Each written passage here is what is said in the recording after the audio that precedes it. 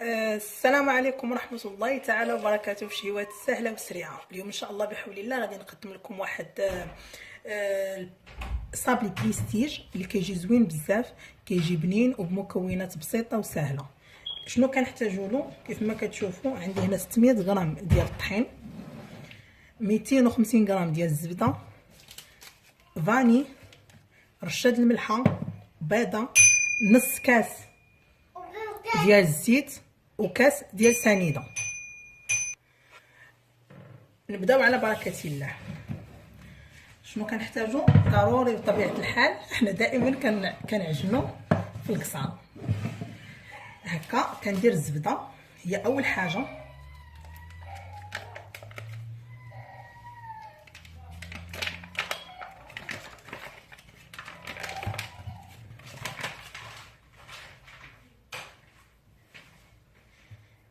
كندير رشه د الملحه، رشه غير صغيره، كندير كاس سنيده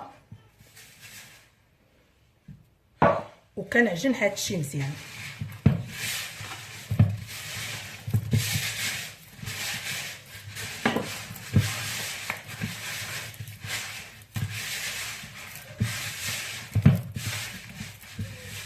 بالنسبه للصابلي بريستيج تقدروا تزيدوا واحد 50 غرام ديال اللوز، بودره اللوز، فهي كتجي زوينه معاه.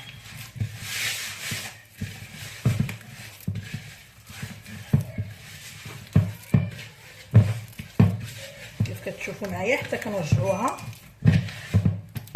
بوماط. كنزيد هذا الزيت،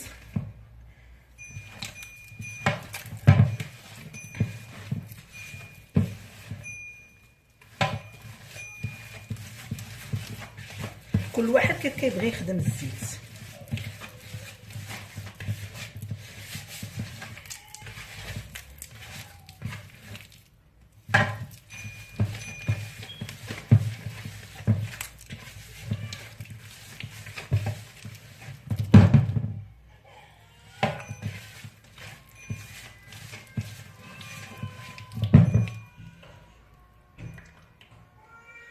كيف كتشوفوا معايا دخل الزيت شويه بشويه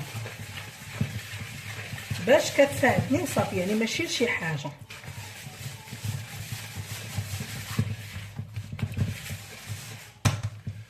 كنجيب هاد الفاني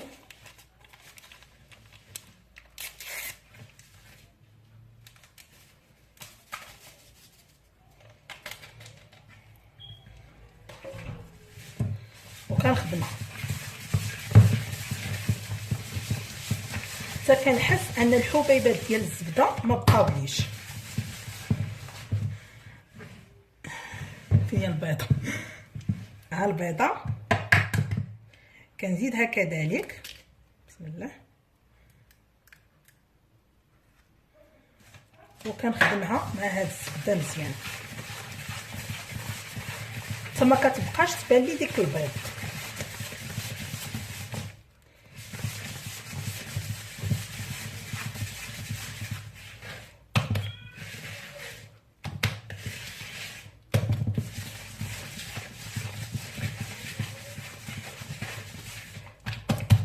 صافي دابا تخدم. دابا غادي نبقى ندير الطحين شويه بشويه. سمحوا لي عندي يد وحده خدامه بها. بطبيعه الحال الطحين دائما خصكم تكونوا مغربلينه.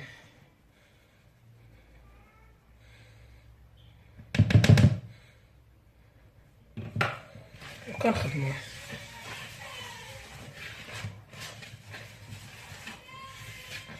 غادي نكمل بهذه العمليه حتى ندخل الطحين كامل.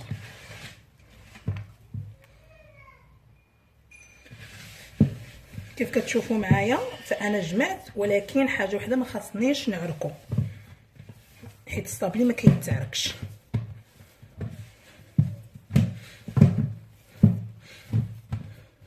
بالنسبه للطحين يقدر يدخل لكم 600 غرام، يقدر يدخل لكم 550 560، المهم ما بين 550 حتى ل 600.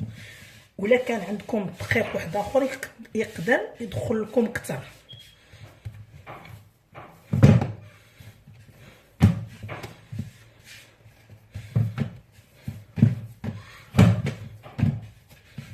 تبارك الله كيحط. صافي دابا في هاد الاثناء هادو غادي نقبض غير باش يجيني الخدمه سهله. غنقسمو على جوج،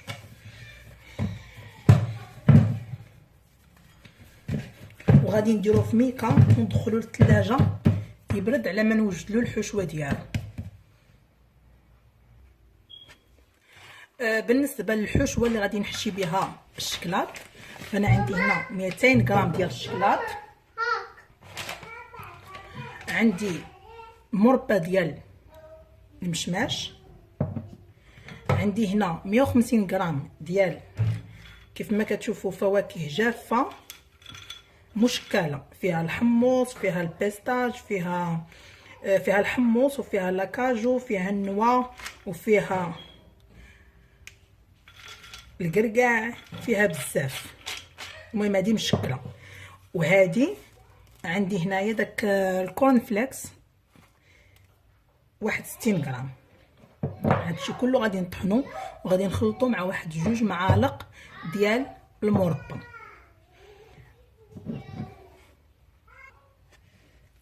كيف كتشوفوا معايا انا طحنته، ما كيبقى باين فيه حتى شي حاجه، كيتخلط مزيان. وكنجيب واحد المعالقه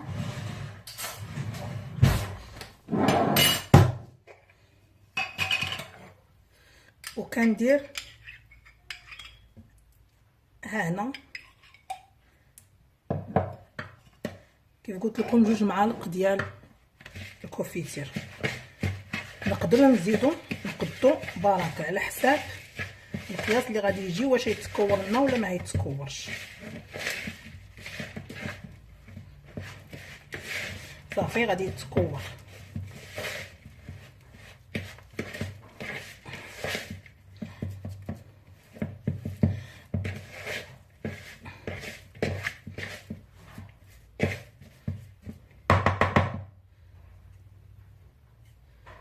كيف كتشوفوا معايا، وغادي نخليه على جانب واحد شويه، وندير منه كويرات صغار ونحطهم باش نعمر بهم هاد الشكلاط اللي غادي ندوب، وغادي نعمر به السيليكون ديالي. غادي نوريكم الطريقه دابا.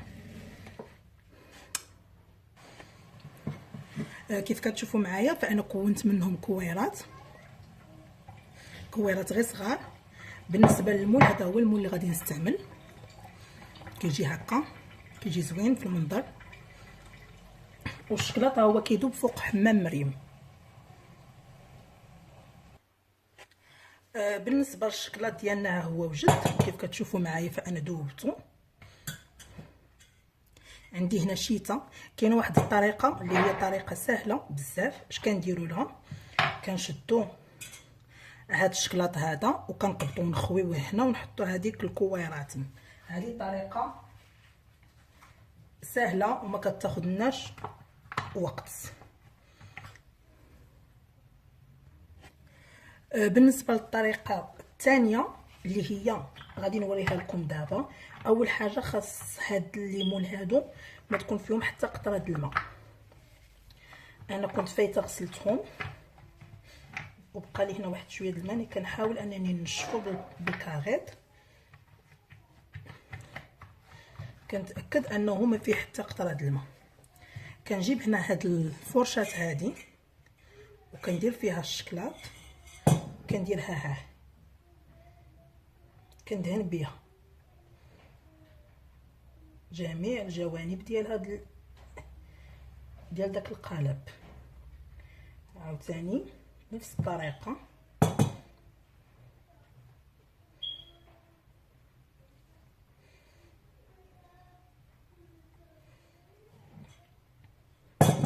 هاد الطريقه هذه ما كتضيع لكم الشكلاط بزاف.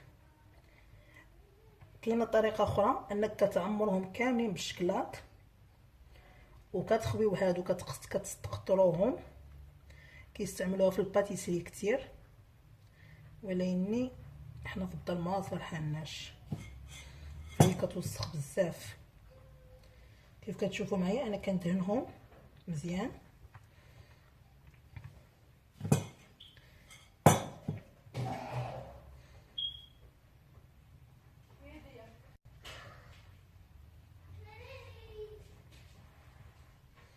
غادي نكمل على هاد الطريقه هادي حتى نكمل السيليكون ديالي كامل ونعاود نرجع لكم. كيف كتشوفوا معايا انا صوبته دابا كامل، غادي نعاود له واحد الطبقه اخرى، ويستحسن هذه الطبقه ما تعاودوها حتى ينشف.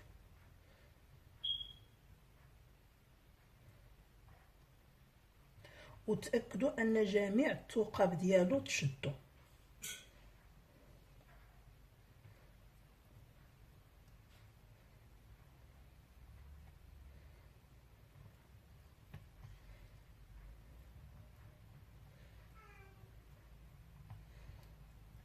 ماشي الثقاب زعما جميع هاد الدائره هادي كلها دخل لها الشكلاط.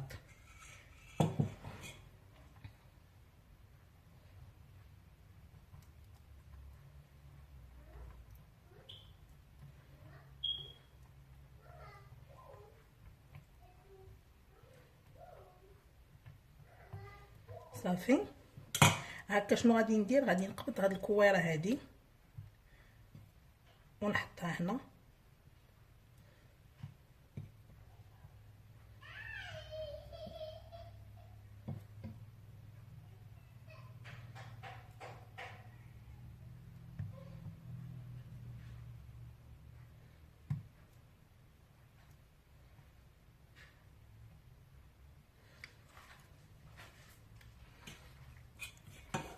كنهز بمعلقه هادي بعدا خصني نقرصها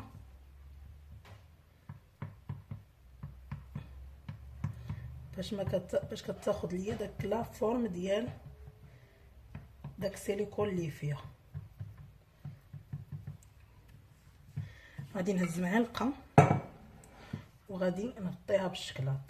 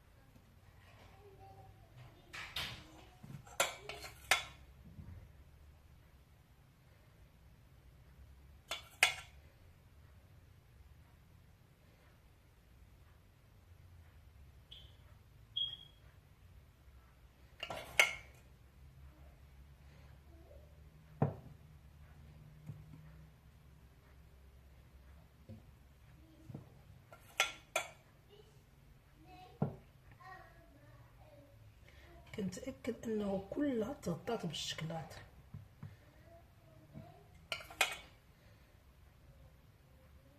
البلاصه اللي بقات كتبان لي كنغطيها.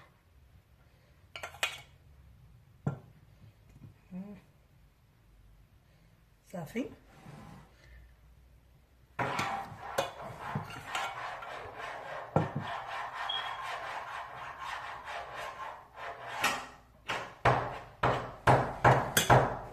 هانتوما كيف كتشوفوا معايا.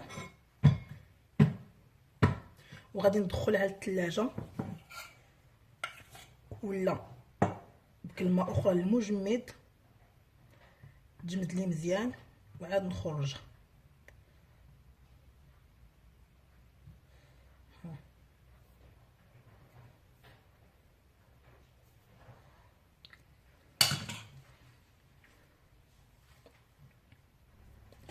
بالنسبه للصابلي انا قبضت خرجته من الثلاجه.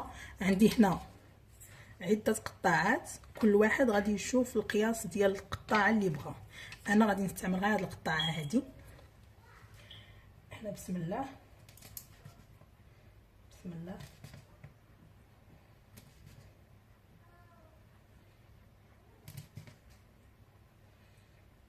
وفي نفس الوقت كنكون شاعله الفران من قبل، وغادي نجيب طبسيل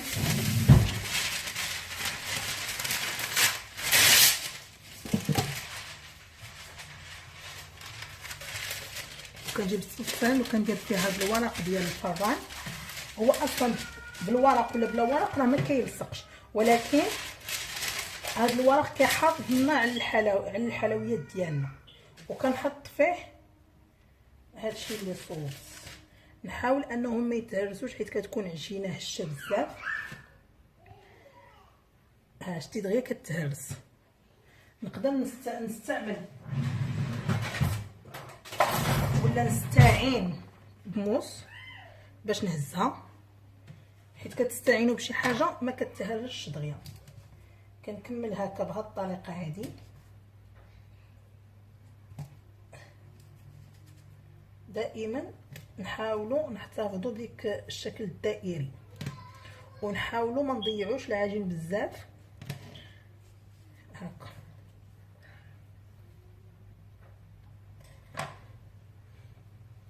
شوفوا السمك ديالها كي داير.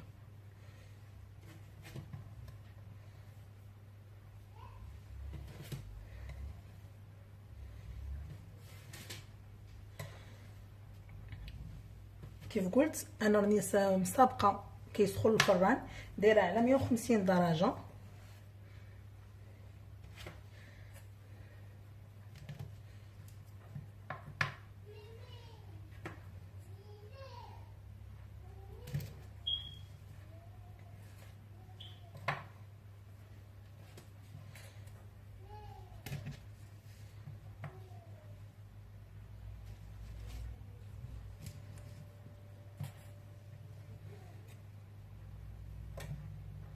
دائما هاد الجوانب نخليوهم نقيين لهم، نقيين داك الصابلي. هنا عندي شويش غليظ كندير له هكا باش نرققو. كنخدم عادي، ماشي ما كاينش شي هذا صابلي، اي صابلي كان عندكم تقدروا تستعملوه.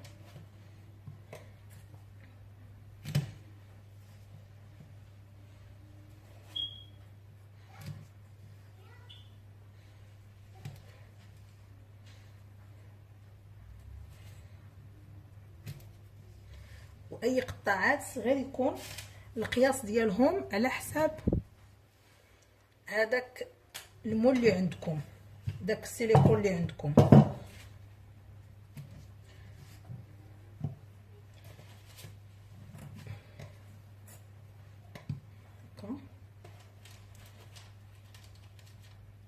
بالنسبه لهاد العجينه هذه اللي بقات، شنو غادي ندير؟ ماشي مشكل، غادي نقبط، غادي نبقى نجمعها هكا. نحاول انني ما نعجنهاش، هكا نجمعها ونديرها ترتاح شويه ونخدمها عاوتاني، ما فيها حتى اشكال.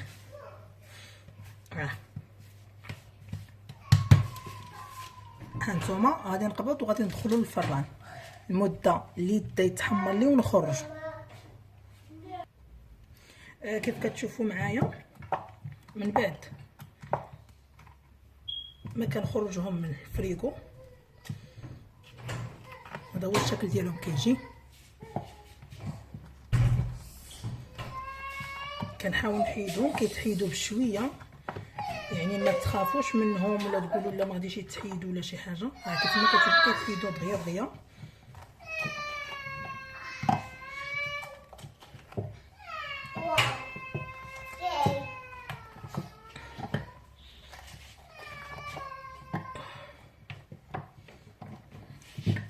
فاطمه نوريكم في هذا جالسه كنصوب ليه. ها هكا يديك كتكون سخونه كيدوب في يديك، ولكن حاولوا دغيا تحطوه. بالنسبه هنا كاين عندي واحد الشوائب كنحاول نحيدهم. علاش؟ حيت ما عمرتش هذاك المول كامل. صافي، دابا غادي نمروا كيفاش نزينوا به البسكوي. كيف كتشوفوا معايا البسكوي ديالي وجد، فانا ما كنخليهش يطيب بزاف، هكا كيجي احسن. شنو كندير؟ كنقبض وكندهنو بالكوفيتير وكندهلو حتى الجوانب ديالو.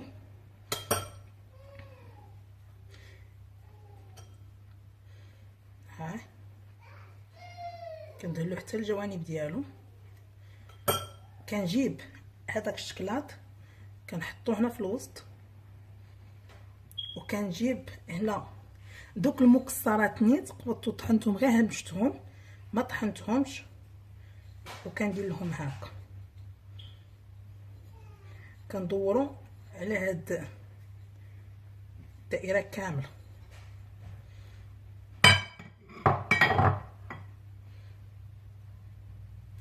نعاود معكم شي وحده اخرى. كيف قلت لكم كنقبض كندهنها كامله بالكوفيتير، كندهن لها حتى الجوانب ديالها. نقدر نديرها هكا بهاد الطريقه هذه باش يتدهنوا لي الجوانب. حنا غير مع الحاجه السهله.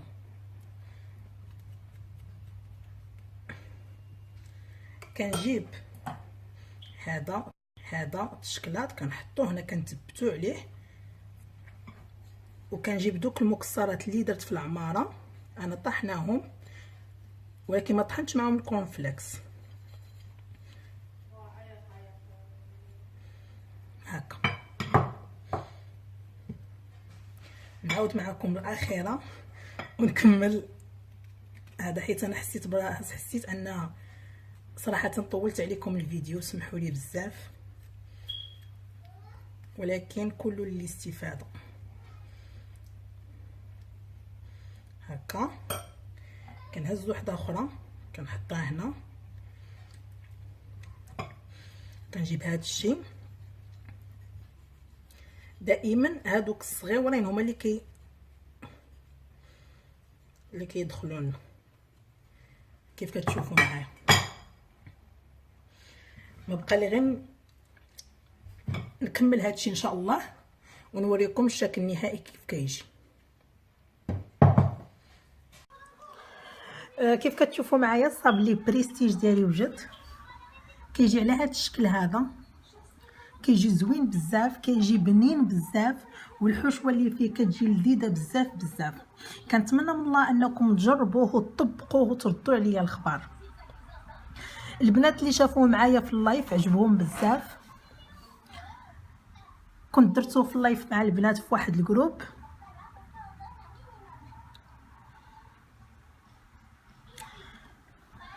كنتمنى من الله انه ينال الاعجاب ديالكم. هذا الشكل اللي جا دائري وهذا الشكل اللي جا مربع، شفتوا كي كيجي زوين. كنتمنى من الله انه ينال الاعجاب ديالكم، كنتمنى من الله انكم تطبقوا الوصفه وتردوا عليا الخبر. كنبغي ولا نقول لكم الا عجبتكم الوصفه ديروا لي جيم، عطيوني كومونتير، شجعوني باش نزيد نعطيكم. شهيوات سهله وسريعه دائما معكم. ما تنساوش تابوناو معايا في لاشين، ما تنساوش لي جيم لي كومونتير والدق على الجرس باش توصلكم اي وصفه درتها. وملقانا ان شاء الله بحول الله في وصفه اخرى وغادي تكون بريستيج. الله يهنينا ويهنيكم. شكرا لكم.